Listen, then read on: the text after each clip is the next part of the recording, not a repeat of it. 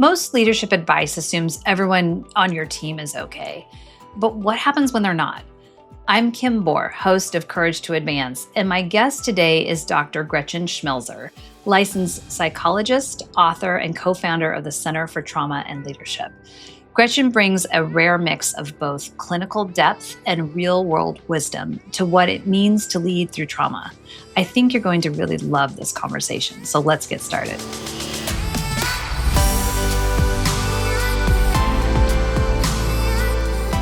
Gretchen, welcome to Courage to Advance.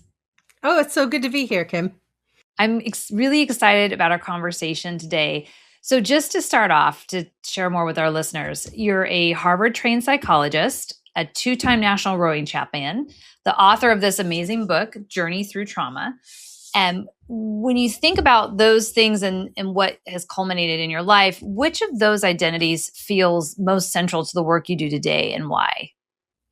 I would have to say my identity as a psychologist is probably most central. I really love helping people figure out what's getting in their way, how to grow. And I do a lot of work with leaders, helping them figure out their own people. Mm-hmm. So being a psychologist allows me to translate all the information in that world to make it really practical for people. So you spent nearly 2 decades doing leadership development work while you were really starting to formulate the writing of this book on the side. What made you keep those two worlds separate for so long, and what finally brought them together for you? Well, you have to remember, leadership development doesn't love emotion. When I first started doing the work, we were working a lot with emotional intelligence, but that was still considered like super groovy. And we'd have to spend 20 minutes talking about the business case for emotional intelligence and why you'd bother as a leader even understanding emotions. And I did my dissertation looking at meditation groups with juvenile delinquent boys in lockup. And so really studied mindfulness essentially to write my dissertation. And I was really told as I had entered into the business world not to even mention the word mindfulness, that was sort of too groovy to do that work. So I totally see that. I think it's much less so than it used to be. And now we're really finding how much of aspects of that, whether we call it mindfulness or we rename it, is starting to really play a key role in leaders. And yet it feels like it wasn't that long ago that it was still this soft skill that people just didn't want to even entertain. Right. I mean, the emotional intelligence world's built on amazing research, that proves we feel before we think. Mm-hmm. So if we don't understand emotions, we're actually not using all available data. The whole mindfulness thing, I think, is going to actually have a massive resurgence because our attention's sapped in every possible way now with social media and multitasking and all these things that we are now really understanding. Actually, if you're not mindful, you can't use your brain the way you want to. Yeah. And it's ever since I feel like the pandemic, we're quite a ways from that. And yet the pace of business has continued to just be faster than I think it was before. And I think it's finding those moments of how do we insert this to be able to create these moments of breaks for ourselves. And I think that's quite a challenge. Yeah, huge. It's huge. So most people think of, trauma as this clinical or, personal issue and not a leadership one. And yet you were really key in bringing the feeling that these two are very much hand in hand. When did you first realize that trauma and leadership are fundamentally, the same problem? I would have to say the area around the pandemic made it more mainstream. I've been working in Cambodia. I did work with Alaska Native leaders where trauma was pretty present for them and they had to lead through that. And then I've been working in hospitals where trauma is just a routine part of the job and you have to learn how to lead through that.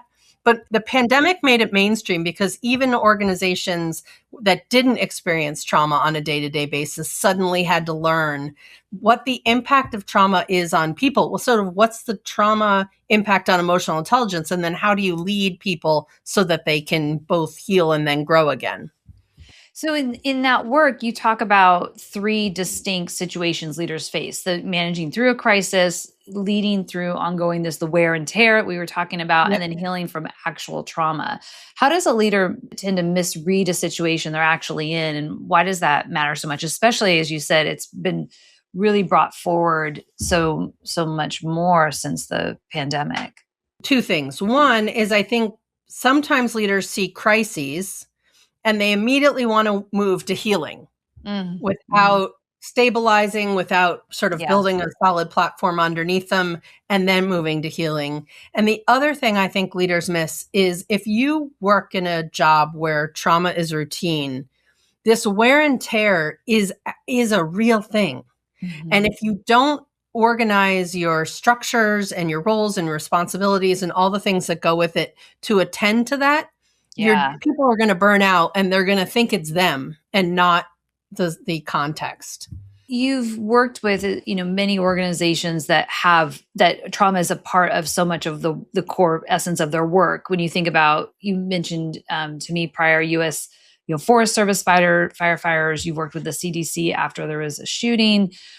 What surprised you most about how those leaders in those environments, kind of show up when they're struggling compared to maybe some of those on the front line in healthcare, or is there not a difference? I don't know that there's a difference. I think that those were both situations where it was more of a crisis situation. Mhm. So it was acute versus chronic, if Yeah. you want to put it that way. Yep. I think that there's a difference in organizations where they're mission driven, right? So I would say 100% all the leaders I've run into show up with big hearts, like they Mhm. want to do right by their people Right.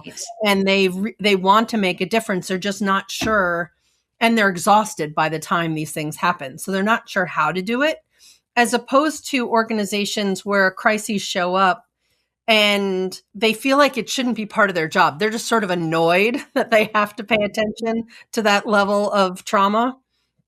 So I feel like mission-driven organizations, they show up wanting to help. They're just not sure what to do. So I want to talk a little bit more about that. I think I can really relate to that. Even inside our own organization, we're very mission driven around the work we do for people. And in particular, right now, one aspect of the work we do is around outplacement services and supporting people that have been let go. And we're in a current state where there is a lot of uncertainty. There is a lot of layoffs happening and for different reasons. Some of it's due to funding, some of it's due to business changes with technology coming into play.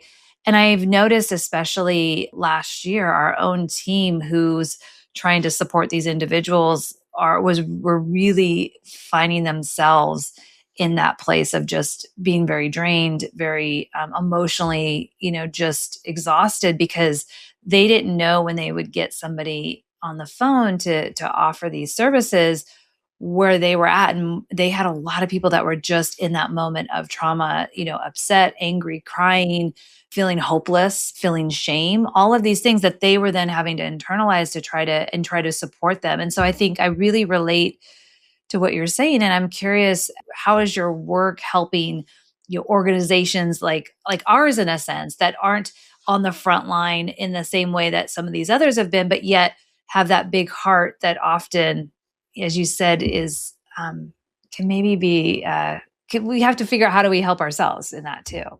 Right. So, I mean, part of that is helping people understand what the job is in helping other people through their emotions. Hmm. So, we often think we sort of have to take it on. You have to help your people start with themselves, right? Yep. And like be self aware. Like, what am I bringing to this party? What's my history with outplacement or with losing my job? Like, am I Yes. over identifying with people? What are my values, my purpose around this? So, getting really kind of anchored in their importance. And then also afterwards, how are they taking care of themselves? How are they kind of regrounding, bringing, soothing their bodies or, shaking off the stress so that they get to restart at the center each time? Hmm.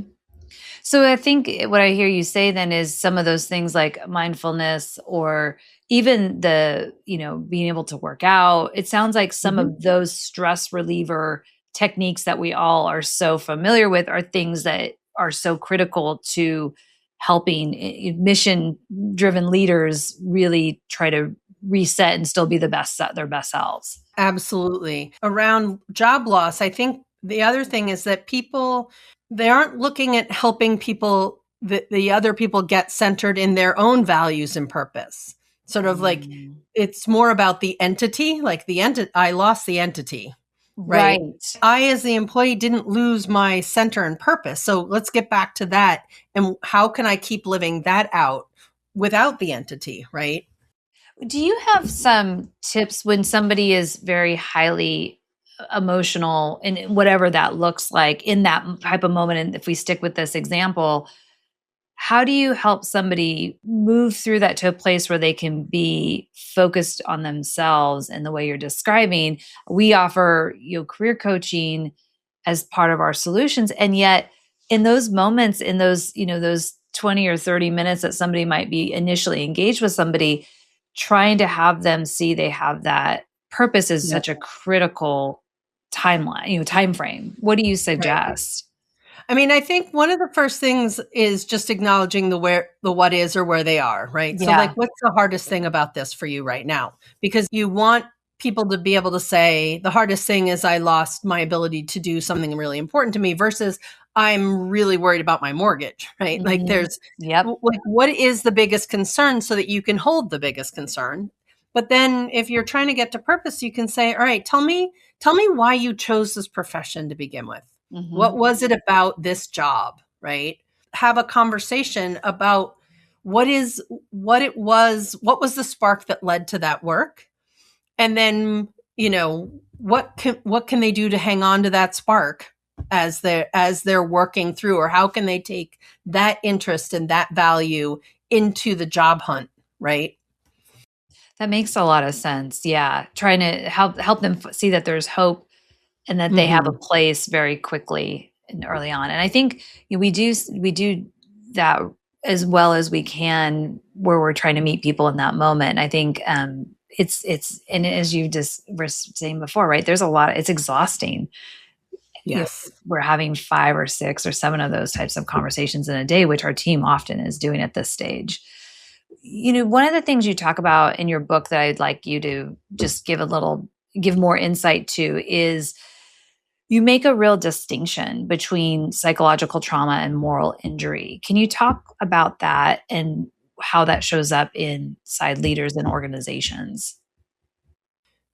Well, the impact of trauma is physiological, it's psychological, whether you experience it yourself or you witness other people experiencing it. That's what you're talking about with your people. Like they're witnessing other people's trauma all day. That's vicarious trauma. Moral injury is not a psychological disorder. It is a wound of identity. It's when I don't get to behave in a way that's congruent with my values and with who I believe on myself to be. Right. So if your people are talking to people who've lost their jobs and that people are really upset, if I feel like I'm an empathic, caring person, I feel like I should be able to help them, or I want to be able to help them. And when I don't feel helpful, I can get a sense of moral injury. Or let's say, your organization, I'm going to make this up, like says, well, we are going to shift those conversations from 30 minutes to 15 minutes because we have so many people. And now I feel like I can't give them what I'm supposed to give them, right? So, I mean, the parallel to that is the medical world where, suddenly you have to see, a patient in 7 minutes. Well, that's a moral injury because now I'm not behaving in a way that's congruent with my identity as a doctor, right?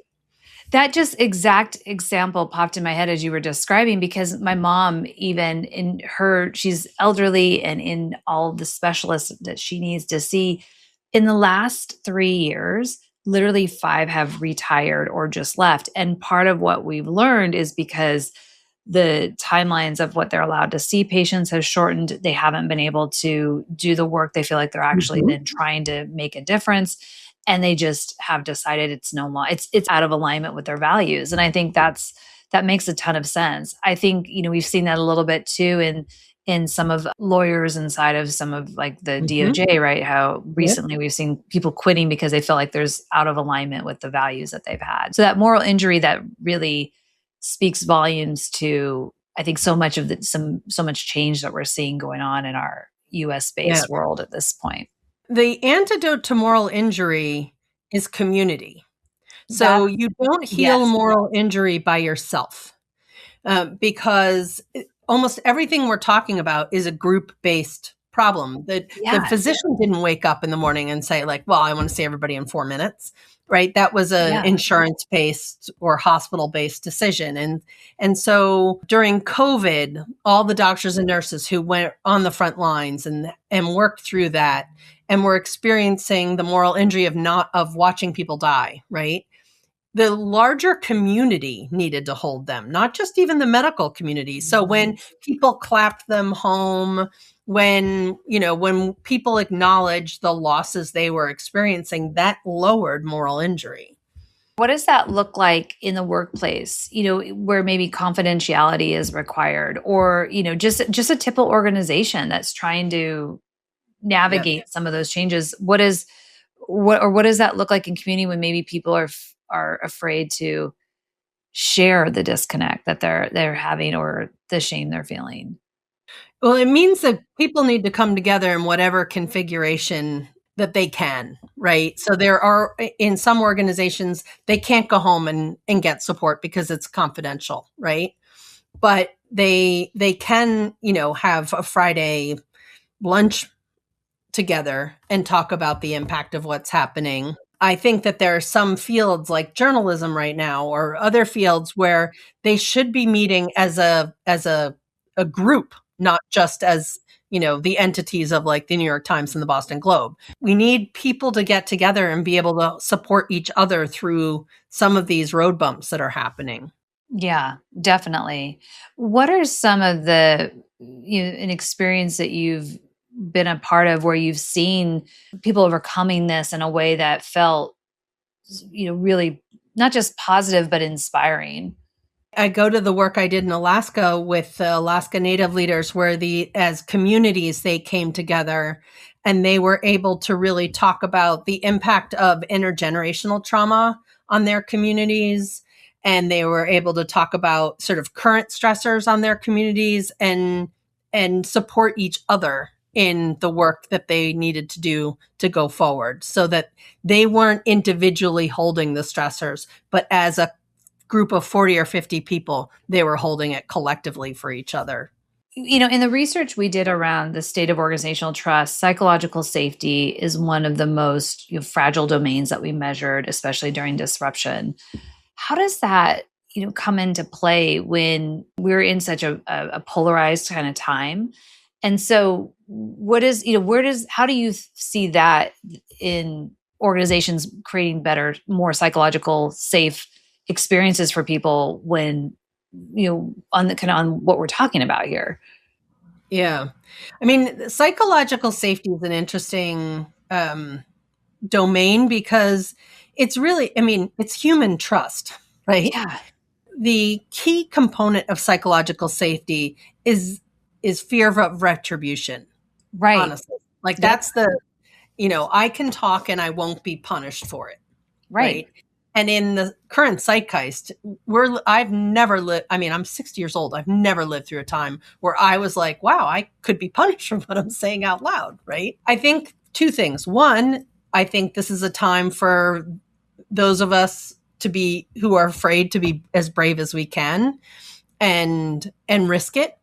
I also think that we all have to be kind of braver at the interpersonal level, right? So maybe where there are moments in large groups where we're not as loud or as open, but interpersonally. So I think leaders in their one-to-ones, they need to be vulnerable in the sense of like, even I don't know what's going to happen, or I'm Right. not entirely sure what to say right now. Like being vulnerable doesn't always mean like saying like what happened in childhood, right? Like it's just being open about what you're experiencing in the moment, right? Right. Like I Yeah. don't know what to say, but I really care about you as an employee. You matter to me, right? Right. Well, and one of the things we saw in our research, the real trust builders were those open and honest communication, Mhm. understanding like the fair treatment and empathy of employees, Yep. regardless of kind of what the decisions are, opportunities to voice those concerns, as you said, without fear of retribution, and really like this visible alignment between what leaders say in the organization is doing and where my work lands. And one of the things a couple of things we saw from the breakers was the lack of transparency around that uncertainty. So what you're saying, right, not finding vulnerability in a place, even if you can say this is all I know, and Right. and also just having those misalignments, and then just things just where we just don't have the connection points of why is this happening and I don't feel like you're telling me the truth.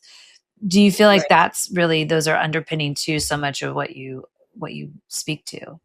They want people to be authentic, and by that I just mean real, Yeah. right? Yeah. And there are absolutely times leaders cannot say what's happening. It might be a legal issue or a company's getting bought, so they can't say anything out loud until that transaction's done. There are very real reasons leaders can't say what they know, but they can Mhm. say, I wish I could say more, but I can't right now, Right. right?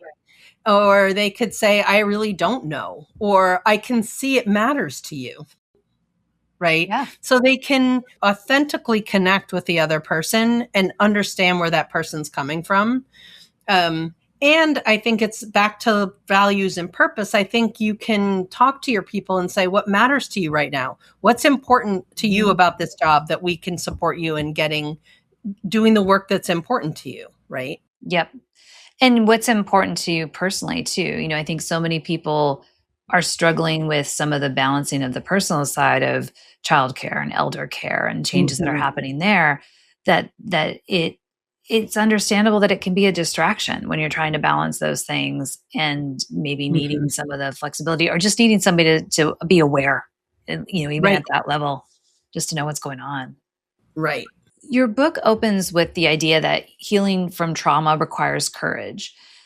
And so I've got a two-part question around that. What does courage look like in a leader who is themselves carrying trauma but still has to show up for their team? And how are you coming into organizations and helping people with these types of situations?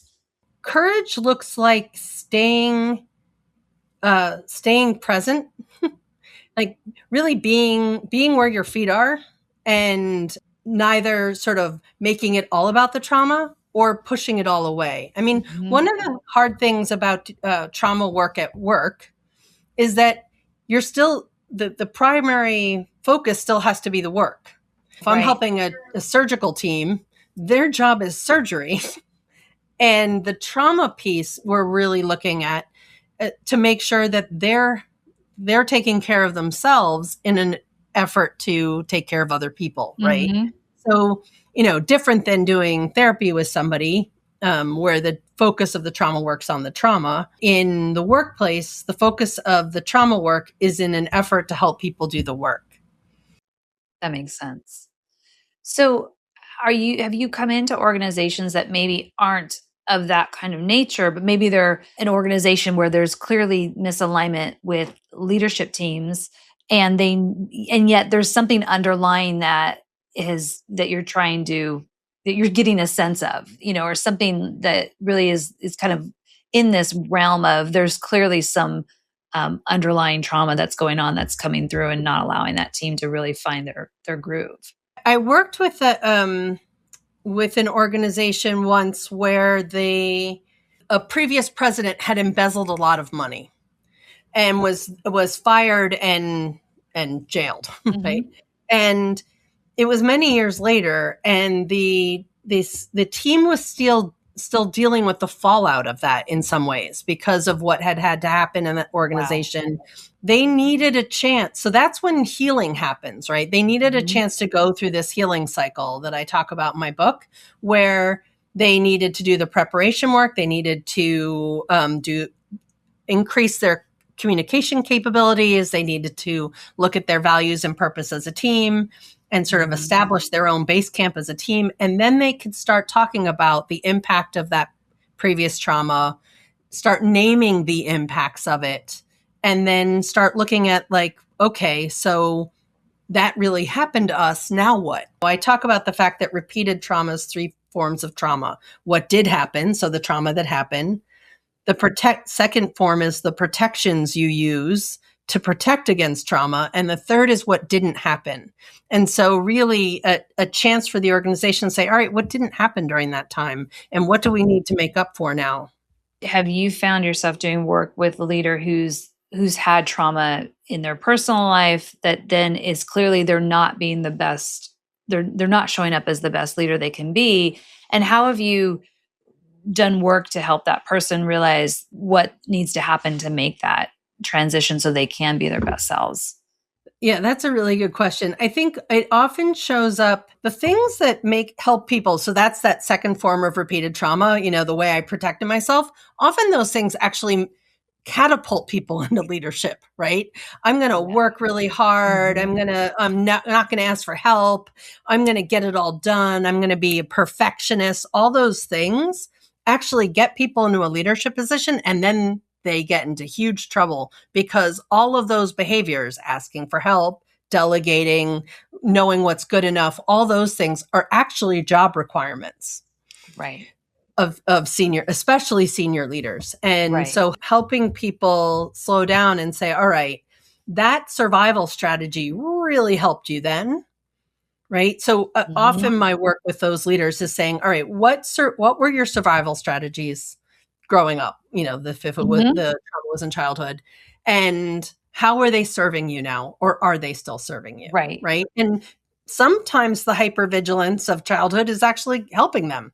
Right. They pay attention to detail, they get things done, and it's not bad. They can just keep that one. Right. But not asking for help or not sharing things in a timely manner, that is the one that's getting in the way. And so we work on that.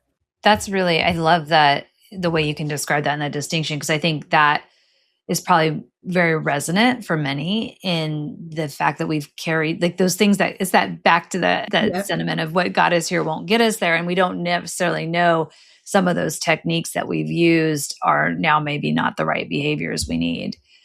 Yeah. For a leader listening right now who suspects their team is stuck in this survival mode, maybe after this kind of hard season of whatever that might have been, what's the first courageous act that you'd ask them to take? I really recommend that leaders sort of help their people first build their own base camps.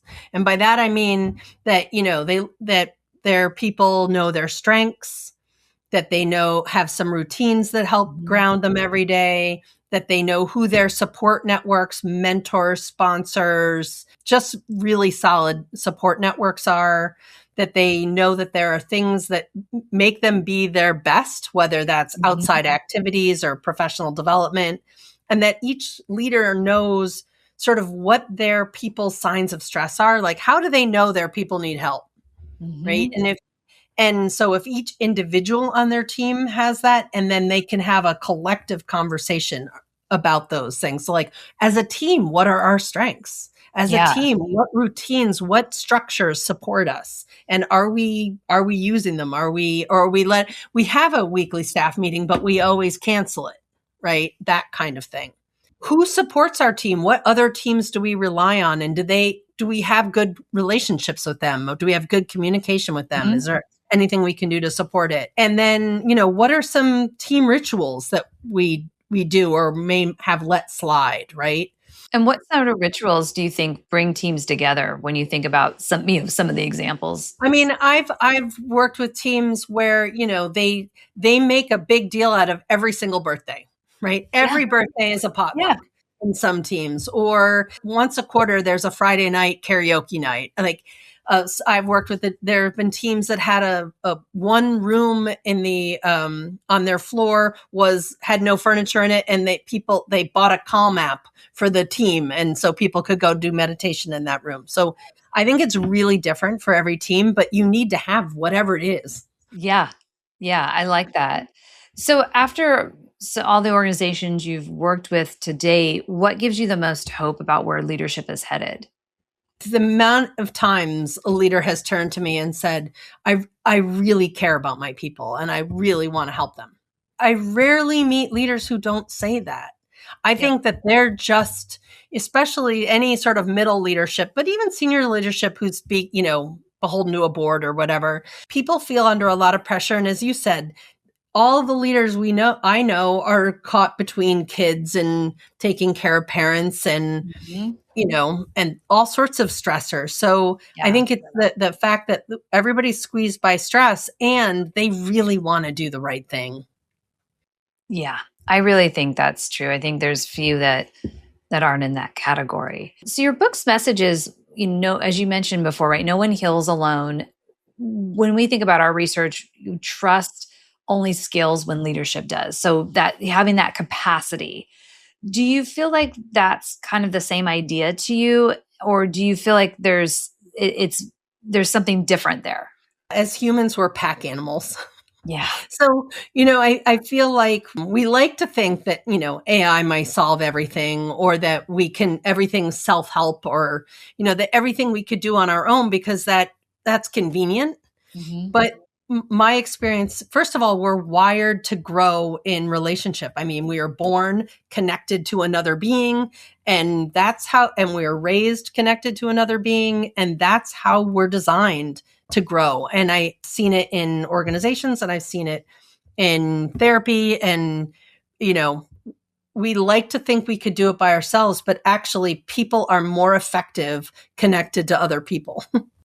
I completely agree with that. In fact, it was interesting. I went to a networking event for the first time last night that was designed around women professionals. And it was powerful to see the connections of people who hadn't met before around being in service to help. And it was an ask, give kind of structure of, what do you need? And, nobody was allowed to stand alone. Everybody was engaged. And what was interesting to me is working in a remote environment, it was a whole different level of connection and being seen around other professionals that I hadn't had in a while. And that's in that kind of setting, right? And so I think your point of community and the reality that we all need that, even when we feel our lives are too busy, is something to really take away. Absolutely. Really have enjoyed our conversation. I want to make sure, is there anything you feel like you haven't conveyed that you really want listeners to hear before we wrap up?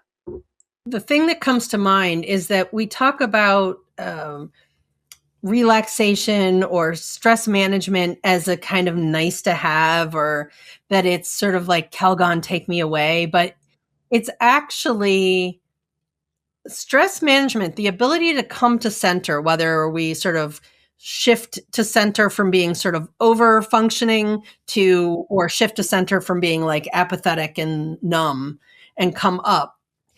That center is where our brains are the biggest. It's where we have our greatest perspective, and we can handle complexity. We can understand other people's points of view. So, stress management is really about people being able to be their biggest, most mature, capable selves, and not about feeling good. And that's if I could change anything in the world, I'd want to change people's perceptions about that. I think that's a really valuable reframing to leave us with. So, Gretchen, how can people get in touch with you to learn more about your work?